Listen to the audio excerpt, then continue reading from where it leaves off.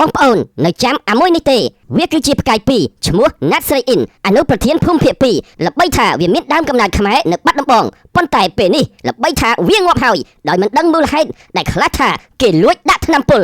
រីឯប៊ុនស៊ីនផាត់ខ្លាំងអតីតមេភូមិភាគ2វាលេចមុខមកទៀតហើយនៅរសៀលថ្ងៃសៅរ៍ទី31ខែមករាឆ្នាំ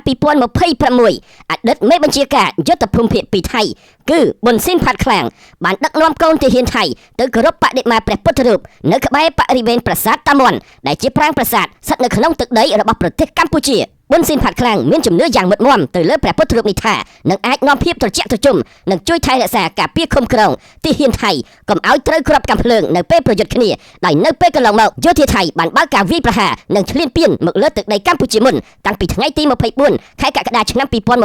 កម្លេះអំឡុងសង្គ្រាម2លើកមុនឲ្យតែចិត្តមុនវាយគ្នាប៊ុនស៊ីនផាត់ខ្លាំងដឹងតែលេចមកធ្វើពិធីនេះធ្វើពិធីនោះហើយដើម្បីសុំបន់ស្រន់កុំឲ្យកូនចៅវាត្រូវគ្រាប់កាំភ្លើងប៉ុន្តែដោយសារមនុស្សអាក្រក់ទេវតាមិនជួយព្រះពុទ្ធមិនជួយទេហើយបារមីបែរជាមកជួយខ្មែរវិញធ្វើឲ្យវីរៈកងទ័ពកម្ពុជាមានកម្លាំងអង្អាចកម្ចាត់សត្រូវរហូតសម្រាប់ទាហានសៀមបានចំនួន 13950 នាក់ឥឡូវប៊ុនស៊ីនផាត់ខ្លាំងវាចង់ធ្វើអីទៀតបានជាមកគោរពបន់ស្រន់យ៉ាងដូចនេះឬក៏កំពុងរៀបផែនការដើម្បីឈ្លានពានកម្ពុជាជាលើកទី3អីចឹងមិនអីទេរងចាំបញ្ជូនទាហានរបស់ពួកហែងមកធ្វើជាចំណីថ្មាត់ទៀតចុះបងប្អូននៅចាំអាមួយនេះទេវាគឺជាផ្កាយពីរឈ្មោះណាត់ស្រីអ៊ីនអនុប្រធានភូមិភាគ2ល្បីថាវាមានដើមកំណើតខ្មែរនៅបាត់ដំបងប៉ុន្តែពេលនេះល្បីថាវាងាប់ហើយដោយមិនដឹងមូលហេតុដែលខ្លះថាគេលួចដាក់ថ្នាំពុលហើយក៏ដាក់ថ្នាំពុលសម្រាប់អនុប្រធានមេភូមិភាគ2រូបនេះត្រូវបានគេសង្ស័យថាប្រហែលជាមេភូមិភាគ2ថ្មីគឺជាអ្នកធ្វើតែម្ដងករណីនេះដែរគឺអាចមានជាប់ពាក់ព័ន្ធទៅនឹងព្រះរាជវាំងថៃដោយសារមុនបាត់ខ្លួន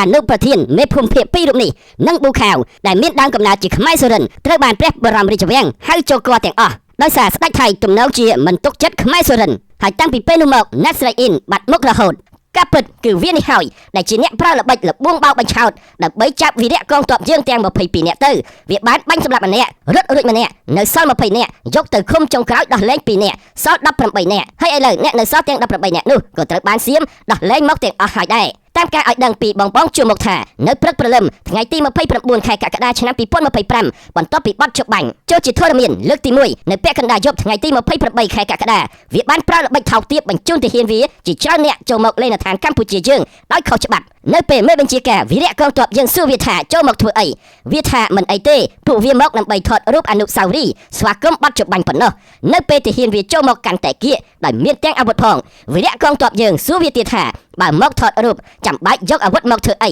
វាក៏ឆ្លើយដដែលថាមិនអីទេកុំខ្លាចអីគ្រាន់តែចូលមកថតរូបធម្មតាទេបន្ទាប់នោះពេលចូលមកដល់គៀកពួកវាក៏យកអាវុធផ្ចុងវីរៈកងទ័ពយើងដែលមានតែដៃទទេទាំងអស់ហើយអ្នកដែលប្រទុសរាយវាបានបាញ់សម្លាប់បណ្ដាលឲ្យស្លាប់ម្នាក់ឯម្នាក់ទៀតធ្វើពុតជាស្លាប់ទើបរួចខ្លួនហើយរត់មករាយការណ៍បន្ទាប់មកទៀតទាហានវាក៏បញ្ជូនវីរៈកងទ័ពយើងចូលក្នុងទឹកដីវាពេលនោះមេបញ្ជាការយើងក៏សួរវាទៀតថាចូលមកថតរូបហេតុអ្វីចាប់វីរៈកងទ័ពយើងទៅវាថាមិនអីទេឲ្យចូលទៅញ៉ាំអីចុំគ្នាសិនចាំឲ្យត្រឡប់មកវិញនៅពេលមេបញ្ជាការយើងសួររំខានកាន់តែខ្លាំងវានៅតែឆ្លើយកុហកបោកប្រាស់ដដែលថាមិនអីទេឲ្យពួកគេចូលមកក្នុងទឹកដីថៃសិនទៅថ្ងៃបន្តិចនឹងឲ្យត្រឡប់មកវិញហើយនេះហើយគឺជារឿងរ៉ាវដែលអនុប្រធានភូមិភាគ2វាបានរៀបក្រឡាបោកប្រាស់វីរៈកងទ័ពខ្មែរប៉ុន្តែឥឡូវនេះទទួលដំណឹងមកថាវាងាប់ហើយសូមដាក់បណ្ដាសាកុំឲ្យវាបានចាប់ជាតិឬបើចាប់ជាតិសូមឲ្យវាកើតជាក្របីញីប្រទេសជាចៅនៅក្នុងស្រុកវាសុទ្ធតែចៅប្លន់ផ្ដាប់អាវុធប្លន់យកលុយនឹងមាសអស់ជាង11លានបាតនៅក្នុងហាងមាស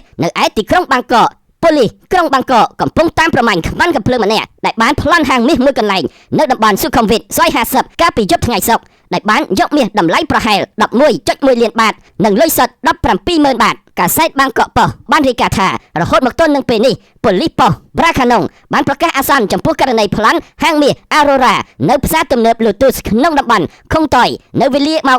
11:30 នាទីយប់ជនសង្ស័យជាបរិះពាក់អាវដៃវែងពណ៌ខៀវខោវែងនិងមួកការពារកម្ដៅថ្ងៃប៉ូលីសបាននិយាយថាខ្មាន់កំភ្លើងបានចាក់សាំងស្រោចហាងហើយបានគំរាមបុគ្គលិកដោយទាមទាររបស់របរមានតម្លៃទាំងអស់ខណៈដែលពួកគេកំពុងរៀបចំបិទហាងនៅពេលយប់ចៅប្លន់បានរត់គេចខ្លួនជាមួយនឹងមាសប្រហែល 2.2 គីឡូក្រាមដែលមានតម្លៃប្រហែល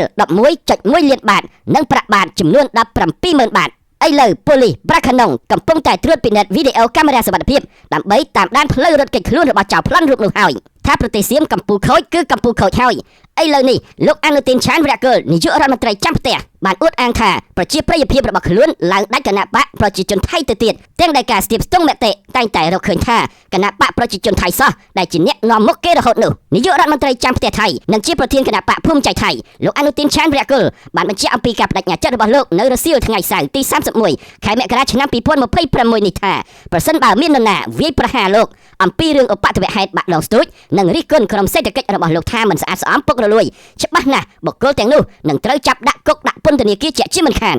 លោកបានបន្ថែមថាប្រសិនបើគណៈបកភូមិใจថៃរបស់លោកជាប់ឆ្នោតលោកកាន់តំណែងជានាយករដ្ឋមន្ត្រីថៃលោកមិនទាន់ដឹងថាលោកនឹងកាន់តំណែងជារដ្ឋមន្ត្រីបន្ថែមលើក្រសួងណាមួយក្នុងប្រទេសថៃនៅឡើយទេលោកបានសង្កត់ធ្ងន់បន្ថែមទៀតថានៅក្នុងការស្ទង់មតិរបស់លោកចុងក្រោយនេះគណៈបកភូមិใจថៃរបស់លោកគឺកំពុងតែនាំមុខគេពោលគឺនាំមុខទាំងគណៈបកប្រជាជនថៃដាច់តែម្ដងមិនមែនប្រកៀកប្រកិតនោះទេអនុទានអើយអីក៏ពូកែកាឡៃខ្លាំងម្លេះកាឡៃរឿងចំនួនតាមព្រំដែនជាមួយកម្ពុជាមិនអស់ចិត្តឥឡូវនេះមកកាឡៃរឿងបោកប្រាស់ប្រជាជនខ្លួនឯងទៀតទាំងដែលការស្ទង់មតិនាពេលកន្លងមកគឺគណៈបកភូមិใจថៃមិនដែលលត់លើគណៈបកប្រជាជនថៃម្ដងណាឡើយដោយសារតែជាប្រទេសមិនស្អាតស្អំឥឡូវនេះផ្សែងពុលនៅតែបន្តរកួនប្រជាជនទីក្រុងបាងកកប្រឈមនឹងខ្យល់អាកាសធាតុមិនល្អជាថ្មីម្ដងទៀតនៅព្រឹកថ្ងៃអាទិត្យនេះដោយសារភាគល្អិតធូលី PM2.5 ឡើងកម្រិតខ្ពស់ទៀតហើយយោងតាមកម្មវិធីគុណភាពខ្យល់ IQ Air រាជធានីបាងកកគឺជាប់ចំណាត់ថ្នាក់លេខ14នៅក្នុងចំណោមទីក្រុងធំៗដែលមានការបំពុលខ្យល់ខ្លាំងបំផុតនៅក្នុងពិភពលោកដោយឡែកកម្ពុជាវិញនៅចំពោះមុខក្រុមប្រឹក្សាសន្តិសុខអង្គការសហប្រជាជាតិគឺកម្ពុជាបានបង្ហាញក្តីបារម្ភខ្លាចមានប្រទេសខ្លះកិច្ចវេះមិនអនុវត្តតាមសន្ធិសញ្ញាអន្តរជាតិអំឡុងពេលធ្វើសេចក្តីថ្លែងការណ៍នៅក្នុងកិច្ចប្រជុំក្រុមប្រឹក្សាសន្តិសុខអង្គការសហប្រជាជាតិស្តីពីការប្រកាន់ខ្ជាប់នូវការគោរពសន្ធិសញ្ញានានាដើម្បីថែរក្សាសន្តិភាពនិងសន្តិសុខអន្តរជាតិលោកកែវជាឯកអគ្គរដ្ឋទូតនិងតំណាងអចិន្ត្រៃយ៍កម្ពុជាប្រចាំអង្គការសហប្រជាជាតិបានបង្ហាញអំពីក្តីព្រួយបារម្ភខ្លាចមានការកិច្ចវេះមិនអនុវត្តកាតព្វកិច្ចច្បាប់និងសន្ធិសញ្ញាណាមួយសេចក្តីថ្លែងការណ៍របស់លោកកែវជាធ្វើឡើងនៅថ្ងៃទី30ខែមករាឆ្នាំ2026នៅទីស្នាក់ការកណ្ដាលអង្គការសហប្រជាជាតិនាទីក្រុងញូវយ៉កសហរដ្ឋអាមេរិកលោកបានថ្លែងថាសន្ធិសញ្ញាផ្ដល់នូវភាពច្បាស់លាស់ផ្នែកច្បាប់និងការជឿទុកចិត្តគ្នាទៅវិញទៅមកដែលមានសារៈសំខាន់សម្រាប់ទំនាក់ទំនងអន្តរជាតិប្រកបដោយស្ថិរភាពព្រមទាំងការថែរក្សាសន្តិភាពនិងសន្តិសុខអន្តរជាតិលោកបានសង្កត់ធ្ងន់ថាកម្ពុជាមានការព្រួយបារម្ភយ៉ាងខ្លាំងចំពោះសកម្មភាពនានាដែលមានបំណងកិច្ចវេះមិនអនុវត្តកាតព្វកិច្ចតាមសន្ធិសញ្ញាដែលមានអានុភាពកតញ្ញុតដោយឈលលើមូលដ្ឋានច្បាប់នៅក្នុងប្រទេសឬបញ្ហាក្នុងស្រុករដ្ឋមួយមិនត្រូវប្រើច្បាប់ក្នុងប្រទេសរបស់ខ្លួនដើម្បីជាលេសបញ្ចប់ឬដកខ្លួនជាឯកតោភាគីចេញពីសន្ធិសញ្ញាដែលនៅជាធរមាននោះឡើយជាមួយគ្នានេះតំណាងកម្ពុជាថែមទាំងអំពាវនាវឲ្យភាគីពាក់ព័ន្ធទាំងអស់ដោះស្រាយចំនួនដោយសន្តិវិធីនិងលើកទឹកចិត្តឲ្យប្រើប្រាស់តុលាការយុត្តិធម៌អន្តរជាតិព្រមទាំងអនុវត្តសេចក្តីសម្រេចរបស់តុលាការនេះដោយស្មោះត្រង់ស្របតាមធម្មនុញ្ញអង្គការ